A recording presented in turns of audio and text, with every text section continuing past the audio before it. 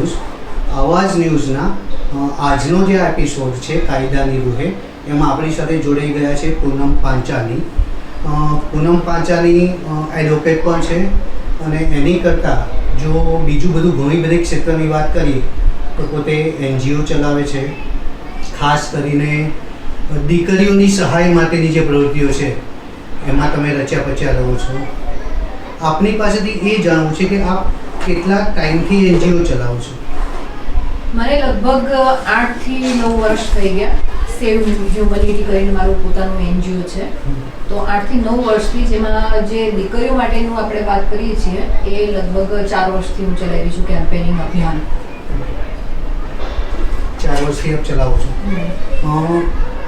આપની જે special practice છે NGOની અંદરની, એમાં કઈ રીતે આપ બાળકીઓને સુરક્ષા પ્રદાન થાય એ માટેના પ્રયત્નો કરો છો અને કેટલા સમયથી કરો છો? બાળકીઓને અમે લોકો સેલ્ફ ડિફેન્સની ટ્રેનિંગ આપીએ છીએ. લગભગ 4 વર્ષ થયા. તમે સૌ જાણતા હશો કે જેમ કે આપણે દેશમાં દીકરીઓનો સુરતનો જે કિસ્સો બન્યો હતો કે જેમાં જાહેરમાં દીકરીનું ગળું કાપી નાખવામાં આવ્યું હતું, એના ઘરનાઓની સામે, પબ્લિકની સામે, છતાં બી પબ્લિક આટલી બધી હોવા છતાં એ દીકરીને કોઈ બચાવી ન શકી. એ સમય દરમિયાન મને વિચાર આવ્યો, કારણ કે હું પોતે 2 દીકરીઓની માતા છું. એક માતા તરીકે હું સમજી શકું કે એક દીકરી ખોવાની પીડા શું હોય. ત્યારે મેં ઇમિડિયેટ વિચાર્યું કે કંઈક દીકરીઓ માટે કરવું જોઈએ, કંઈક શરૂઆત કરવી જોઈએ, એમને સક્ષમ બનાવવા માટે કંઈક કરવું જોઈએ. ત્યારે મેં સેલ્ફ ડિફેન્સનું અભિયાન ચાલુ કરવાની શરૂઆત કરી, જેમાં દીકરીઓને અમે સેલ્ફ ડિફેન્સની ફ્રીમાં તાલીમ આપીએ છીએ. સેલ્ફ ડિફેન્સ એટલે કે ટેકનિકલ ફાઇટ્સ. ઘણી વખત એવું હોય કે સેલ્ફ ડિફેન્સ એટલે કરાટે, જુડો, ટેકવોન્ડો એને લેતા હોય છે. એ તો છે સેલ્ફ ડિફેન્સનો પાર્ટ, પણ 7 વર્ષની દીકરી હોય, જ્યારે નાની દીકરી સાથે ઘટના બને ત્યારે એ લોકો માટે પોસિબલ નથી કે કરાટે, જુડો શીખે. એ માટે મસલ્સ જોઈએ, સ્ટ્રેન્થ જોઈએ, બોડીને સ્ટ્રેન્થ જોઈએ. ત્યારે એવા સંજોગોમાં નાની ટેકનિકલ ફાઇટ્સ કે જેના લીધે 7 વર્ષની દીકરી પોતાના ડિફેન્સ માટે કોઈ બી નરાધમી સાથે પોતાની ફાઇટ લડી શકે, પોતાનો બચાવ કરી શકે. તો એવી સક્ષમ બનાવવા માટે અમે એમને સેલ્ફ ડિફેન્સની ટેકનિકલ ફાઇટ શીખવાડીએ છીએ. એ સિવાય અમે સાયબર સેફ્ટીની ટ્રેનિંગ આપીએ છીએ, કારણ કે આપણે સૌ જાણીએ છીએ કે અત્યારે હાઈએસ્ટ જે ક્રાઇમ બની રહ્યા છે એ totally crime social media through. પછી એ દીકરીઓને ફોસલાવાના હોય કે પછી અમુક લવ જેહાદની મેટર હોય કે અન્ય કોઈ સિચ્યુએશન હોય, દીકરી ફોસલાઈને એને ભગાવી દે, ઘણી વખત એને વેચી દેવામાં આવે છે, એને પ્રોસ્ટિટ્યૂટના બિઝનેસમાં વેચી દેવામાં આવે છે. તો આવી જે ઘટના સોશિયલ મીડિયા થ્રુ જ આ નરાધમીઓ આ લોકોનો સંપર્ક કરે છે. એટલે એવી પરિસ્થિતિ ના સર્જાય, અથવા સર્જાય ત્યારે દીકરી પોતાનું રક્ષણ અથવા સુરક્ષા કઈ રીતે કરી શકે એની માટે અમે એ લોકોને સાયબર સેફ્ટીની ટ્રેનિંગ બી આપીએ છીએ. અત્યાર સુધીમાં લગભગ કેટલી દીકરીઓને આપણે ટ્રેનિંગ આપી ચૂક્યા છો? ગણતરી તો ખૂબ મોટી છે. લગભગ સમજી લો કે 4 વર્ષમાં અમે 9,500 થી 10,000 દીકરીઓ ક્રોસ કરી લીધી છે. અને અમારા દરેક સેશનમાં 700 થી 800 સેમિનારની વાત કરું તો 700 થી 800, 1200 સુધી બી દીકરીઓ અમારા સેમિનાર અટેન્ડ કરી ચૂકી છે પર સેશનમાં. અને જ્યારે અમે વેકેશન ટાઈમમાં કેમ્પ કરીએ છીએ મહિના 1.5 મહિનાના, ત્યારે એમાં તો 450-500 દીકરીઓ રેગ્યુલર આવતી હોય છે. એટલે આમ જોઈએ તો 10,000નો આંકડો તો ક્રોસ કરી ચૂકી છે. અને ખાલી અમદાવાદ પૂરતું નહીં, લગભગ ગુજરાતમાંથી, કારણ કે જેમ લાસ્ટ અમે સેમિનાર રાખ્યો હતો તો એમાં તો નડિયાદથી, બોટાદથી, અલગ જગ્યાઓથી દીકરીઓ અમદાવાદ આવી હતી અને પછી અમારા સેશન અટેન્ડ કર્યા હતા. કલોલ છે, મોડાસા છે. એટલે દીકરીઓ હવે દિવસે લોકોને અવેરનેસ વધતી જાય છે, કારણ કે આ સુરક્ષાનો પ્રશ્ન જે છે દીકરીને ભણાવવા સાથે એની સુરક્ષાનો પ્રશ્ન બી મોટો છે. કદાચ એક વખત ભણતર ઓછું હશે ચાલશે, પણ પોતાની સુરક્ષા જાતે કરી શકે એવી સક્ષમ બનાવવી ખાસ જરૂર છે. અમારી સાથે જ્યાં સુધી ડિસ્કસ ના એ ચાલુ રહેશે બેકેન્ડમાં. એવું છે? મને કટ થઈ જશે ને તો એ હું કટ કરી નાખીશ, તમને ખબર બી નહીં પડે ચર્ચા ચાલે. એમાં નીચે લખાઈને આવશે કે રેકોર્ડિંગ, એટલે કશો વાંધો નહીં. એ હવે હું તમને એ વસ્તુ કહું કે હું જ્યાં સુધી અમારી સાથે જે તમારા વિશે માહિતી છે એમાં તમે દીકરીઓને પોક્સો રિલેટેડ પણ કેસ લડી રહ્યા છો, તમે દીકરીઓને ન્યાય આપવાનું કામ કરો છો. એઝ અ એડવોકેટ આપ કઈ રીતે એમને સહાય કરો છો? એઝ અ એડવોકેટ, જો તમને એક સાચી વાત કરું તો જ્યારે બી નાની બાળકીઓ સાથે ઘટના ઘટતી હોય છે ત્યારે તેના માતા પિતા બેક સ્ટેપ લે છે. ઘણા ખરા 90% કેસમાં એવું હોય છે કે જ્યારે દીકરી સાથે કોઈ એવી દુષ્કર્મી ઘટના ઘટી જાય ત્યારે માતા પિતા જ સપોર્ટ નથી કરતા હોતા. એનું રીઝન શું હોય છે કે ભાઈ સમાજમાં ખબર પડશે તો શું થશે, સમાજમાં કદાચ ખ્યાલ આવી ગયો તો અમારી ઇજ્જત જશે, અથવા દીકરી સાથે કોઈ લગ્ન નહીં કરે. એ સિવાય કોર્ટના ધક્કા ખાવા પડશે એવી ખોટી માન્યતાઓ એ લોકોના મગજમાં ફરતી હોય છે કે બે એડવોકેટની ફીસ, કારણ કે ખાસ કરીને આવા કિસ્સાઓ બનતા હોય તો મધ્યમ વર્ગીય દીકરીઓ સાથે વધારે બનતા હોય છે, અથવા ગરીબ વર્ગની દીકરીઓ સાથે. ખ્યાલ આવે, કારણ કે એમના માતા પિતા વર્કિંગ હોય, મજૂરી કામ કરવા જતા હોય અને એવા વિસ્તારમાં રહેતા હોય કે જ્યાં આવા નરાધમીઓનું પ્રમાણ વધારે હોય. તો એવા સંજોગોમાં આ દીકરીઓને ન્યાય અપાવવા માટે મને પોતાને એવું વિચાર આવ્યો, તમને સાચી વાત કરું તો મેં આ જે પ્રોફેશન પકડ્યું છે એ માત્ર ને માત્ર આ દીકરીઓને હું ન્યાય અપાવી શકું, સરળતાથી ન્યાય અપાવી શકું, એની સેવા આપવા માટે જ મેં આ મારું જે પ્રોફેશન પકડ્યું છે. હું આવી દીકરીઓમાં ફ્રીમાં એમને સલાહ સૂચન, એમને આગળ કાર્યવાહી જે બી કરવું એનો કોઈ ચાર્જ નથી લેતી. ખાસ કરીને દીકરીઓની વાત કરું છું, દીકરીઓ માટે, કારણ કે હું નથી ચાહતી કે કોઈ બી દીકરી કે એના માતા પિતા સમાજની બી કે કોર્ટની બી કે વકીલના મતલબ પેમેન્ટ આપવું પડશે, અથવા તો આર્થિક એ લોકો સક્ષમ નથી એના લીધે કહીને એ લોકો કેસ ના લડે અથવા વિરોધ ના કરે. આવી પરિસ્થિતિમાં કેવું થાય છે કે જ્યારે વિરોધ નથી કરતા ત્યારે આ જે દીકરી સાથે નરાધમી આ જે ગેરકૃત્ય કરે છે એને પ્રોત્સાહન મળે છે, અને એના લીધે એ આજે આ દીકરી સાથે તો કાલે બીજી દીકરી સાથે. તો હું આ વસ્તુને અટકાવવા માટે થઈને કે ભાઈ આવી રીતે કોઈ બીજી બી દીકરી આનો ભોગ ના બને એની માટે થઈને મેં આ અભિયાન ઉપાડ્યું છે. અને અત્યારે એઝ અ એડવોકેટ હું એ લોકોને મદદ કરું છું કે એ લોકોને ટૂંક સમયમાં હું સારામાં સારો ન્યાય અપાવી શકું, જેથી એ નરાધમીને સબક મળે અને બીજી દીકરી સાથે આવી ઘટના ના ઘટે એને ધ્યાનમાં રાખીને હું મારી જવાબદારી કે મારી ફરજ પૂરી પાડી રહી છું. ક્યાંય કહીએ ને કે ગુજરાતની ખાસ કરીને વાત કરીએ તો એક ક્રેડિટનો સવાલ આવે છે. માતા પિતા એવું ઈચ્છતા હોય છે કે ભાઈ અમારી ઇજ્જતનું શું જો આ વાત બહાર પડી જશે, તો એના લીધે બી ક્યાંય ને ક્યાંય એ લોકો બેકફૂટ ઉપર જતા હોય છે. હવે જે રીતે આપણે વાત કરીએ છીએ, ઘણા બધા લોકોના મગજમાં એવું હોય છે કે ભાઈ આ કેસની જફામાં ક્યાં પડીએ, વર્ષો સુધી નિકાલ આવતો નથી અને ક્યાં સુધી આપણે કોર્ટના ચક્કર ખાવા.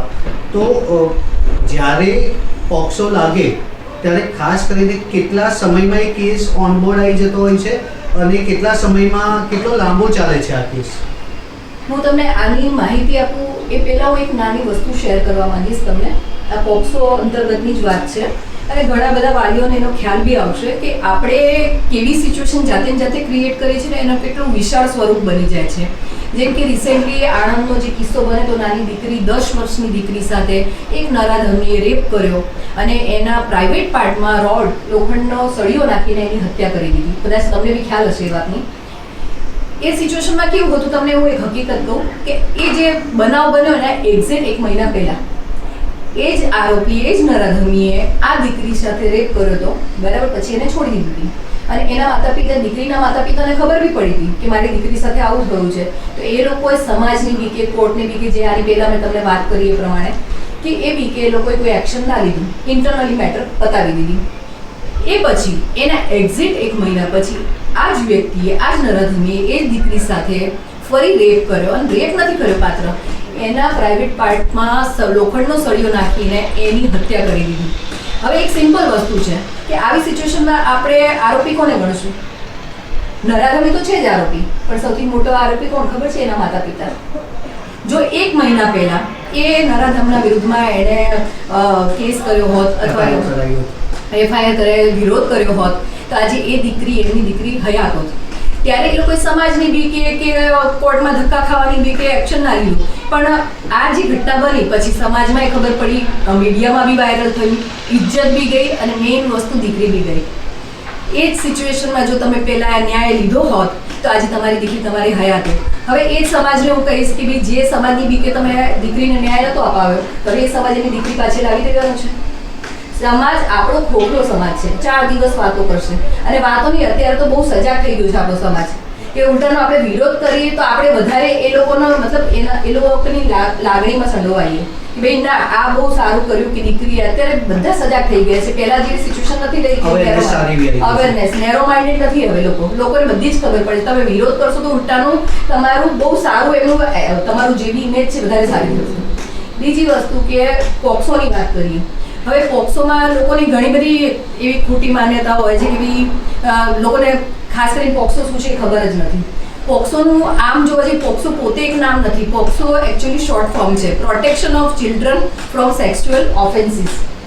જે બાળકો સાથે, નાના બાળકો એટલે પહેલાં તો 16 વર્ષની અંદર કેટેગરીમાં ગણવામાં આવતું હતું, પણ હવે 18 વર્ષથી નીચેના જેટલા બી વ્યક્તિઓ છે કે દીકરાઓ છે એને બાળકોમાં જ ગણવામાં આવે છે.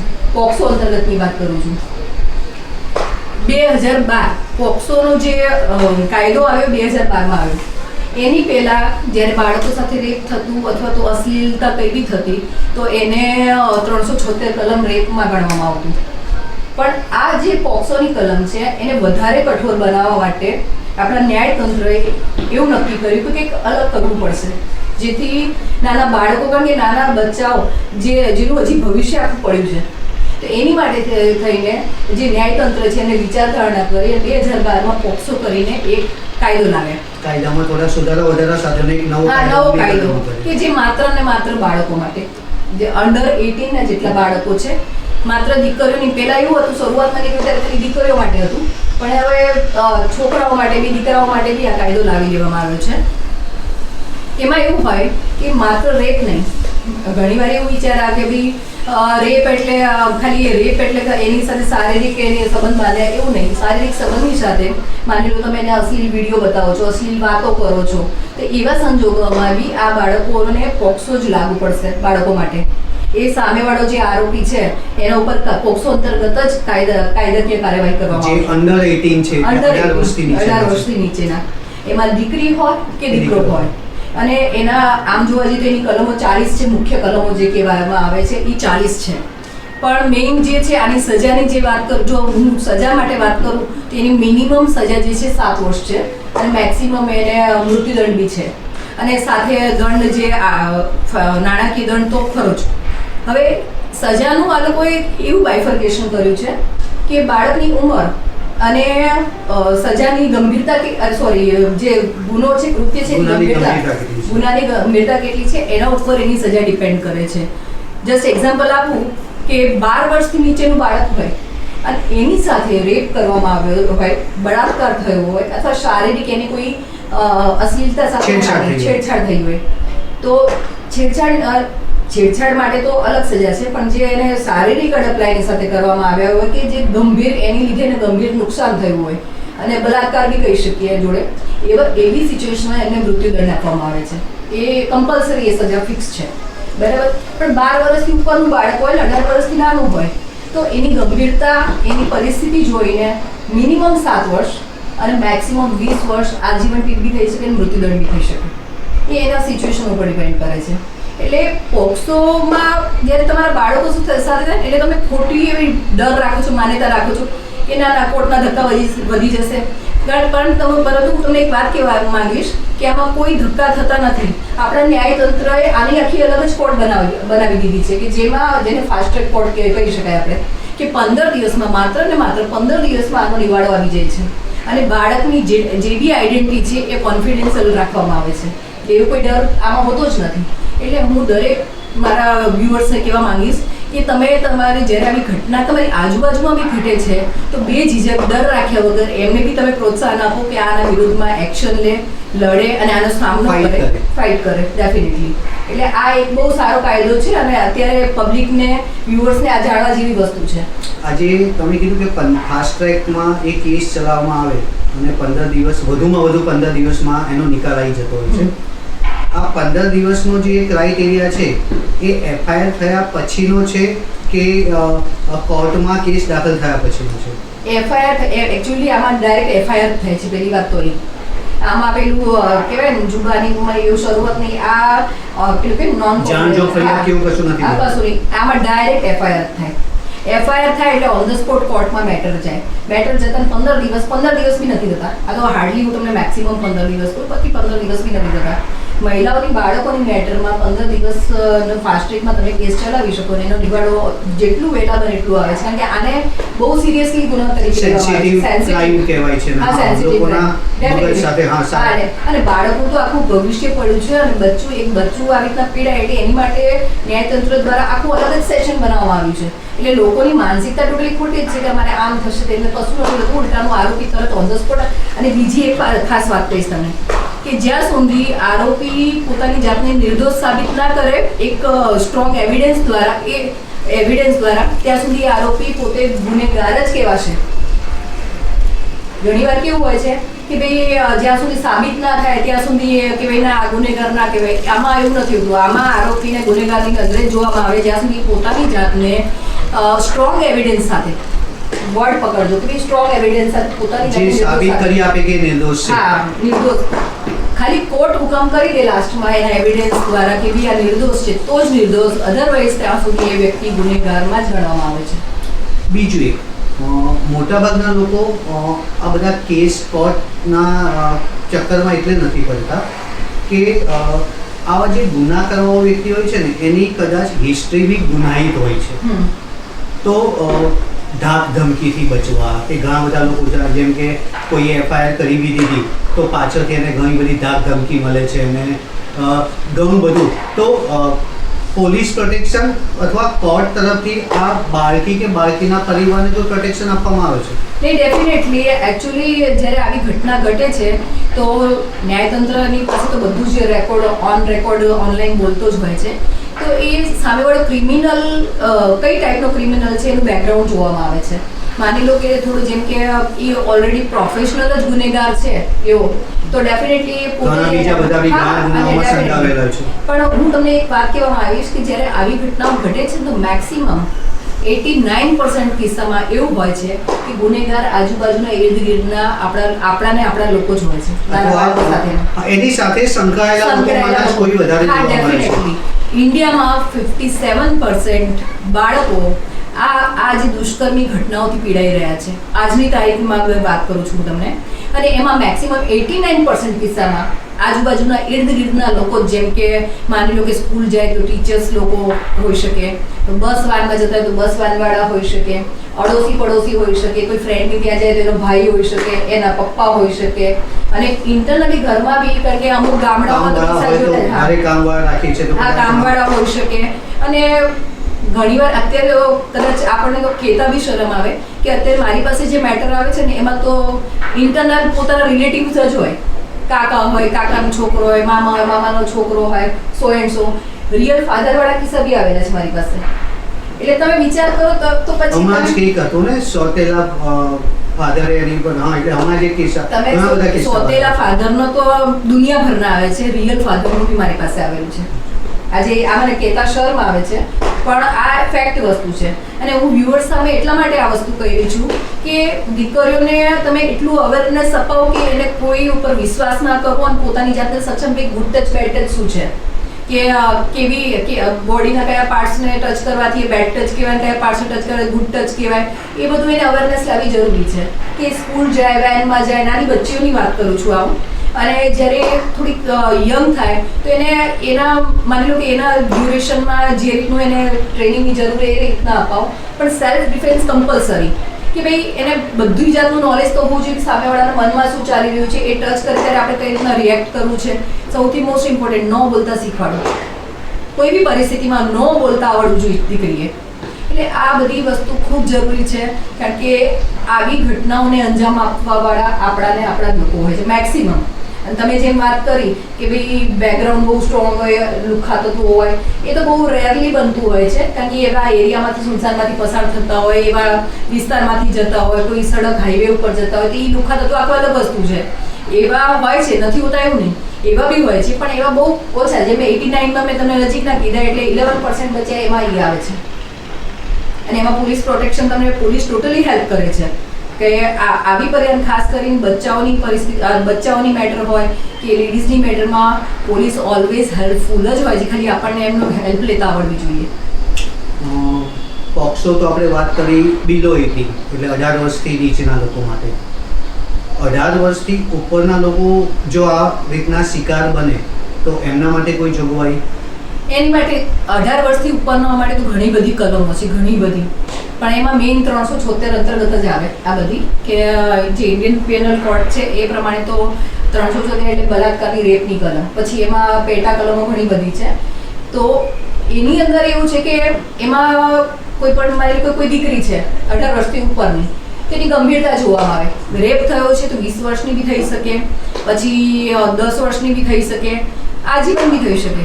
પણ રેપની સાથે એનું મર્ડર કરી દેવામાં આવ્યું છે અથવા તો એને કોઈ શારીરિક ઈજા પહોંચાડવામાં આવી છે, એવી ઈજા કે હવે ભરપાઈ આજીવન ના કરી શકે, તો એવી પરિસ્થિતિમાં એને મૃત્યુદંડ બી મળી શકે. કેસ ટુ કેસ સ્ટડી કરવામાં આવે છે કે જ્યાં કઈ રીતની કન્ડિશન છે, એની ગંભીરતા કેસની કેટલી છે, કોણ કેટલું ઇન્વોલ્વ છે. હા, અને બીજી ખાસ વસ્તુ કે પોક્સો અને 376 માં ફરક એ છે કે આમાં ફૂલ એવિડન્સ, રેપના ફૂલ એવિડન્સ સાથે એનું મેડિકલ ચેકઅપ છે કે સો એન્ડ સો ઘણી બધી વસ્તુઓ હોય છે કે ભાઈ એનું ચેકઅપ કરવાનું હોય, પછી એવિડન્સ, પાક્કા એવિડન્સ, કારણ કે એવું નહીં કે આરોપી રેપનું નાખ્યું એટલે એને નાખી જ દો કે એ રીતનું નહીં, કે ભાઈ એની માટે એના ફૂલ એવિડન્સ જે પ્રોપર જોઈએ એ અંતર્ગત સામેવાળાના બી એવિડન્સ, એ પ્રમાણે એની સજા, એની જે ગુનેગારી છે એનું ગંભીરતા કેટલી છે એ નક્કી કરવામાં આવે છે. થેન્ક યુ પૂનમ. તમારી સાથે જો તો ઘણા બધા એવું કહેવાય ને કે કાયદાકીય ગૂંચવાડા સાથેના એપિસોડ કરવાના છે.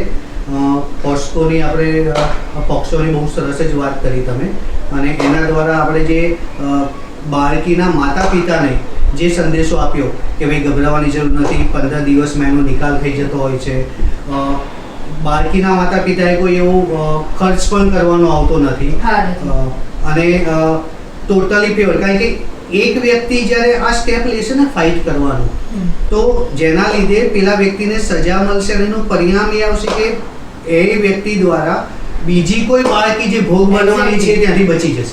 બસ એક્ઝેક્ટલી મારો મુદ્દો જ આ છે, અને એની માટે મેં મારું આ બિરુદ ઉપાડ્યું છે ને આ અભિયાન ચાલુ કર્યું છે કે ભાઈ કોકે શરૂઆત કરવી પડે. દીકરીને રોટલો વણતા નહીં આવડે તો ચાલશે, પણ સામેવાળાના ગોટલા તોડતા આવડવું જોઈએ એવી સક્ષમ દીકરીને બનાવવી જોઈએ મારા કહેવા પ્રમાણે. સાચા અર્થમાં. મતલબ અત્યારે પાપાની પરીનો જમાનો નથી, પાપાની શેરનીનો જમાનો છે. ઘણી બધી વાતો કરી પણ ટાઈમનો અભાવ છે, પણ દર્શક મિત્રોને કહીશ કે આવા જ ન્યૂઝની જે મુહિમ છે કાયદાની રૂહે, એ કાયદાની રૂહે અલગ અલગ પ્રકારના કાયદાના એપિસોડ અમે તમારી સામે લઈને આવી રહ્યા છીએ, અને એમાંનો આ બીજો એપિસોડ હતો કે જે પોક્સો શું છે અને અત્યારના સમય માટે એની સામે ફાઇટ કઈ રીતે કરવી, અને એની સાથે તમે અમારી સાથે જોડાયા બદલ આપનો ખૂબ ખૂબ આભાર. Thank you.